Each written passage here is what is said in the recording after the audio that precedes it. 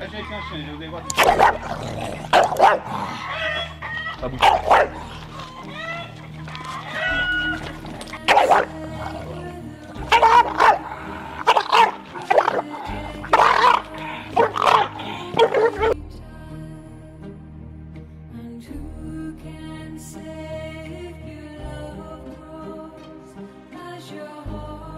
Une journée riche en émotions. Alors, une journée très instructive, très intense, où ça permet de découvrir vraiment le chien, savoir jusqu'où il est capable d'aller. Bien, Myron, pas bouger, pas toucher.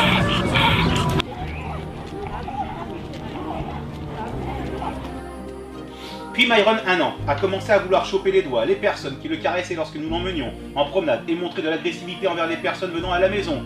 Fin janvier 2019, j'en ai Myron en consultation, donc à l'école vétérinaire Maison Alfort. Nous avions rendez-vous à 8 h, Myron était muselé et nous avions été reçus à 9 h 30. La consultation s'est déroulée en présence de la comportementaliste et d'une dizaine d'étudiants. Myron s'est dirigé lentement vers la jeune femme à 2 mètres de nous. Elle a réussi à pousser sa muselière et essayer de pincer la jambe de cette personne. Je l'ai arrêté avant. Bravo. La séance a consisté de m'expliquer ainsi qu'aux étudiants que le principe de meute n'existait pas chez le chien. N'importe quoi. Mais seulement chez les loups, et que les chiens n'avaient rien à voir avec les loups, que je ne devais pas mettre le collier. Je savais qu'elle allait bondir aussi.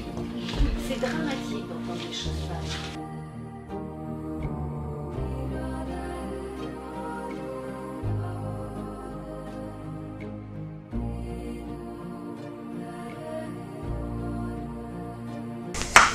Bonjour, bienvenue chez Rick Ramson, je suis éducateur et formateur canin spécialisé pour l'éducation des chiens dits agressifs, dangereux ou prévus à l'euthanasie. Enfin, cette vidéo, elle va prendre tout son sens avec le résumé que Céline et Stéphane qui sont venus, vous venez d'où? Là, Paris. on arrive, ouais. Ouais, bon, vous venez de Paris, ok. Qui sont accompagnés d'un charmant bulldog qui se prénomme Myron, qui est âgé de 5 ans, Ouais. pour lequel je vais laisser le soin de faire un petit résumé synthétique par Céline et Stéphane pour vous raconter pourquoi ils ont décidé de venir me rencontrer. Donc Myron a commencé à faire preuve d'agressivité à la fin de sa première année. Et en essayant de pincer les gens qu'on rencontrait en allant se promener. On en a parlé au vétérinaire qui a jugé qu'il n'était pas agressif avec elle, donc qu'il n'était pas agressif. Donc on a laissé comme ça, et puis Myron a vu des éducateurs à la maison qui n'ont pas décelé d'agressivité, et puis il a commencé à ne pas laisser entrer d'étrangers à la maison, hormis ceux qu'il avait vus très jeunes, mais sinon plus personne ne pouvait entrer à la maison. Il a commencé à nous mener la vie infernale en nous réveillant la nuit, en nous sautant dessus quand on veut sortir, enfin, en menant un peu, en faisant son maître à la maison. Et puis il y a 2 ans, il a mordu mon grand-père qu'il rencontrait pour la première fois. Et donc après, procédure chien mordeur qui s'en est suivie. Et puis de cette procédure, donc on a cherché des solutions auprès d'un comportementaliste. Après avoir pris conseil auprès de notre vétérinaire, nous sommes allés donc voir un comportementaliste à Maison Alfort, qui au final a fait une évaluation de Myron. Devant les étudiants. Devant les étudiants, principe universitaire, donc devant 10 étudiants. On a attendu très très longtemps dans la salle d'attente. C'était dur pour le chien, mais pour moi aussi, hein, ça a été une journée pénible. Et puis au final, on a découvert qu'elle avait fait une évaluation du chien, qu'elle avait adressé un courrier à la mairie. On ne savait pas du tout, c'était pas du tout le but de la consultation. Et puis elle nous a recommandé une éducatrice qui devait prendre Myron en pension d'éducation pendant 3 semaines. On a été rencontrer cette dame, donc assez loin de chez nous. Et puis pendant l'entretien, elle nous a dit qu'elle ne pouvait pas le prendre parce qu'elle avait déjà un chien en pension, et que Myron était trop agressif, que de toute façon il n'était pas à 2 sur 4 mais à 4 sur 4 selon elle. Le veto, donc j'ai une amie qui m'a conseillé un éducateur dans la région parce qu'on ne connaissait pas, et il l'a vu 2 fois, et au bout de 2 fois il a dit que de toute façon lui il n'y pouvait rien, mais qu'en effet il fallait faire très attention et il fallait le donner à garder à personne en gros. Donc gros problème quoi pour des personnes qui bougent beaucoup. Donc.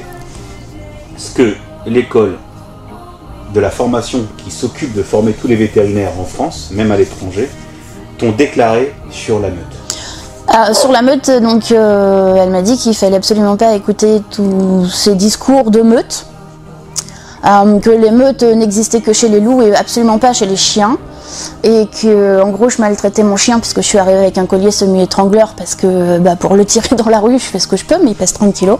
Donc, et que l'éducateur avant au club canin lui a fait mettre ce collier, donc j'ai continué. Hein. Okay. Et donc voilà, que la meute n'existait pas.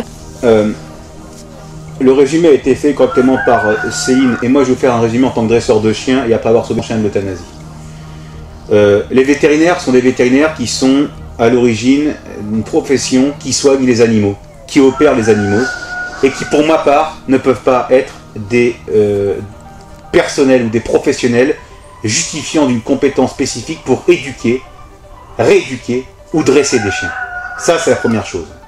Deuxième chose, sans pour entrer en garde avec les vétérinaires, et exactement hiérarchie de meute, ça existe, et là c'est là où je rentre en conflit avec les vétérinaires, ceux-là, parce qu'au moment que je travaille avec des vétérinaires qui sont de mon avis. La meute d'un chien.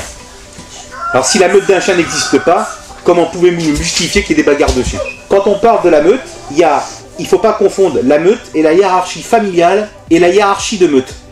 Et là où je vais être très clair vis-à-vis des gens qui vont nous regarder, c'est que un chien, il a besoin de s'identifier auprès de la famille où il vit. Si on habitue son chien à des mauvaises règles de base, de principe fondamental, c'est-à-dire la nourriture, la satisfaction de liberté, le contrôle de la discipline avec commandement préparatoire et commandement exécutoire. On parle au nom du chien, on donne le nom du chien, on donne un ordre. On ne dit pas ce que tu fais dans la vidéo pour dire non, fais pas ci, non, fais pas ça, non, fais pas ci, non, fais pas ça. Parce qu'on est dans l'anthropomorphisme. Et ça ne peut pas fonctionner, et il ne faut surtout pas faire laisser monter un chien dans le lit quand on est face à un chien comme Myron. Parce que là, on ne respecte plus les règles fondamentales de la hiérarchie familiale, le chien n'a aucune règle, et depuis son plus jeune âge, en fait, vous avez été mal conseillé. Et vous avez perdu beaucoup de temps, vous avez perdu beaucoup d'argent, et on a un chien maintenant qui a 5 ans, qui, si vous n'êtes pas me voir aujourd'hui, je pense que d'ici 1 an et demi, il finissait soit la piqûre, soit en séparation dans un refuge. La meute n'existe pas chez les chiens, uniquement chez les loups. Moi, ça me fait bondir, je ne suis pas un très grand éthologue, etc. Mais mon expérience sur l'empirique me permet de dire et de justifier que non seulement la hiérarchie, ça existe bien, et que la hiérarchie de meute existe bien entre les chiens. Et j'invite ceux qui sont là à me dire que la hiérarchie de meute n'existe pas, de vous rendre dans un refuge, d'accord? Juste dans un refuge, d'y passer 24 heures, et de voir et d'écouter le comportement des chiens qui vont aboyer. Il y a même des chiens qu'on va voir tout à l'heure, ce chien-là va peut-être aboyer sur certains chiens et d'autres, il va se calmer naturellement. Donc tout ça c'est quoi? C'est la hiérarchie de meute. C'est-à-dire qu'un chien sera toujours plus fort qu'un autre chien.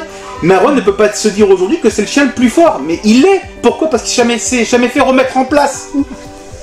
Et derrière, on va aller voir telle éducatrice, tel éducateur canin, spécialisé, telle chose, et puis vous allez faire ci, vous allez faire ça, et des trucs en vidéo. Mais il n'y a aucune personne qui a mis les mains sur ce chien. Non. Voilà, moi je vais mettre les mains, moi. J'allais lui mettre la main dans la gueule, j'ai lui attraper la gueule, là, et je vais voir ce que c'est ce chien. Et là, je vais pouvoir vous dire si votre chien est extrêmement dangereux, peut-être qu'il l'est. Mais avant toute chose, il faut que vous puissiez savoir quel est votre chien que vous avez en face de vous. C'est ça. Vous êtes aujourd'hui, ça fait 5 ans que vous êtes avec lui, vous n'êtes même pas capable de me dire qui est votre chien. Non. Une fois que vous aurez acheté mon livre, n'oubliez pas de me faire parvenir la photo de votre chien avec le coffret collector Le chien de vous à lui, et votre photo sera partagée à travers tous mes réseaux. Cliquez sur la cloche pour recevoir toutes les notifications et les dernières vidéos de la chaîne Eric Ramson. Vous pouvez voir la vidéo suivante. N'oubliez pas de vous abonner à cette chaîne.